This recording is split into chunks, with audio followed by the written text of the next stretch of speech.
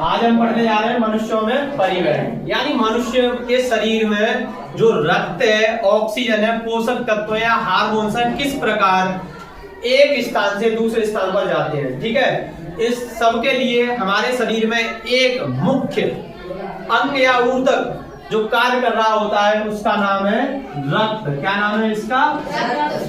रक्त।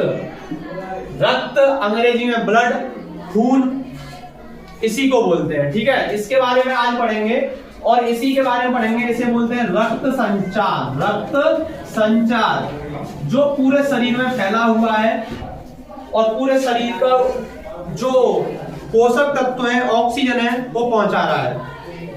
आइए रक्त के बारे में जानते हैं। सबसे पहले तो रक्त संचार में हम देखेंगे क्या क्या पहुंचाता है ये चीज। ऑक्सीजन, ऑक्सीजन का परिवहन करता है। पोषक तत्व,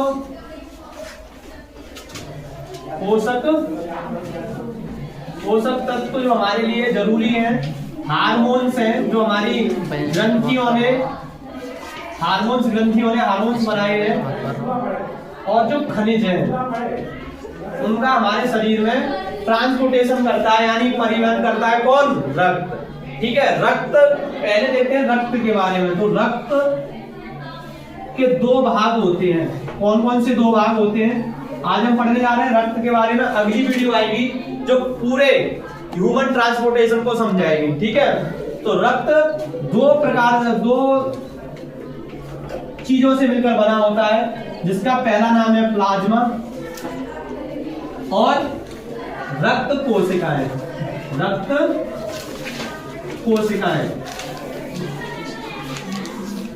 100% में से 55% प्लाज्मा होता है और 45% रक्त कोशिकाएं होती है। सबसे पहले हम बात करेंगे प्लाज्मा क्या होता है। तो प्लाज्मा एक पीले रंग का चिपचिपा और गाढ़ा पदार्थ होता है जो हमारे खून में पाया जाता है। इसी के कारण रक्त का थक्का बनता है और यह बहुत सारे जो पोषक तत्व हैं उनको अपने अंदर समायोजित करता है, जैसे प्रोटीन, कार्बोहाइड्रेट, वसा, विटामिन, हार्मोन्स और मिनरल इसी के अंदर पाए जाते हैं। ठीक है, तो ये कितना हिस्सा होता है? 55% रक्त का।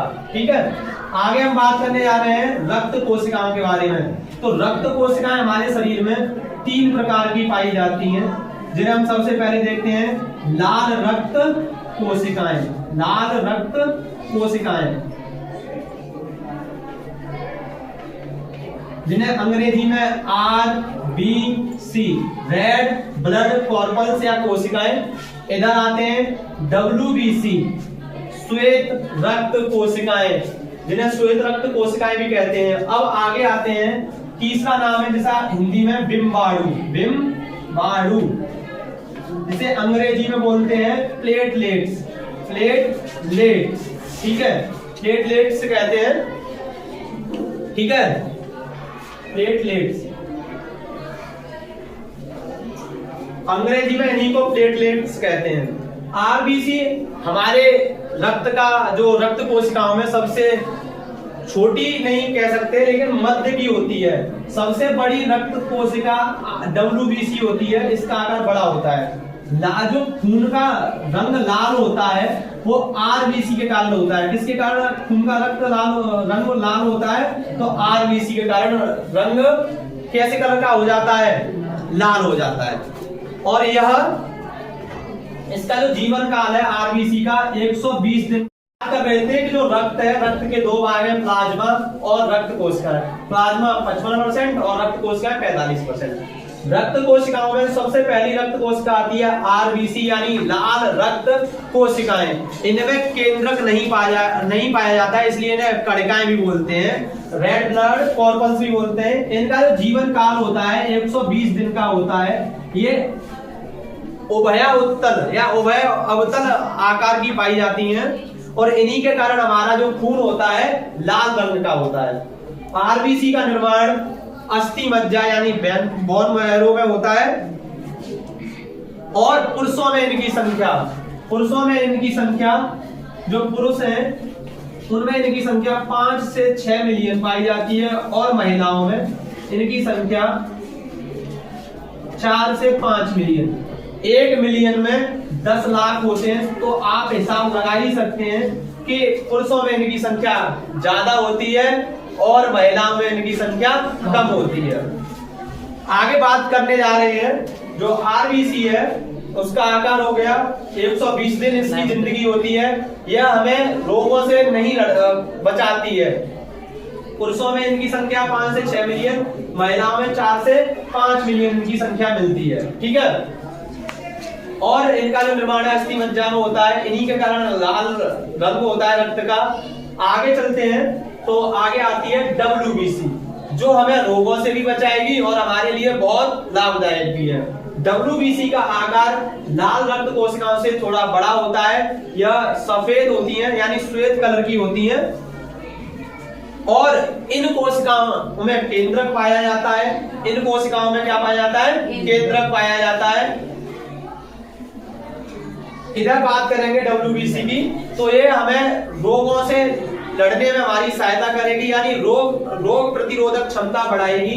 हमें हमारे शरीर के अंदर जितने भी बैक्टीरिया, जितने भी विषाणु, वायरस या कुछ भी आते हैं, उनसे हमारे शरीर को बचाने में बहुत महत्वपूर्ण सहायता निभाती है। तो कौन होती है?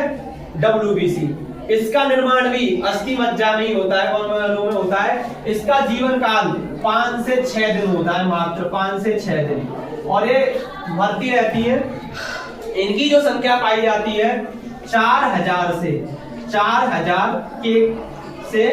11,000 के बीच में इनकी संख्या देखने को मिलती है मनुष्य के शरीर में, और वो भी माइक्रो प्रति लीटर में मिलती है, जो पूरे शरीर में फैली रहती हैं। इनको ल्यूकोसाइट भी कहते हैं, सफेद रक्त कोशिकाओं को ल्यूकोसाइट भी कहते हैं। अब बात करने जा रहे हैं डिम्बाणु यानी प्लेटलेट्स की।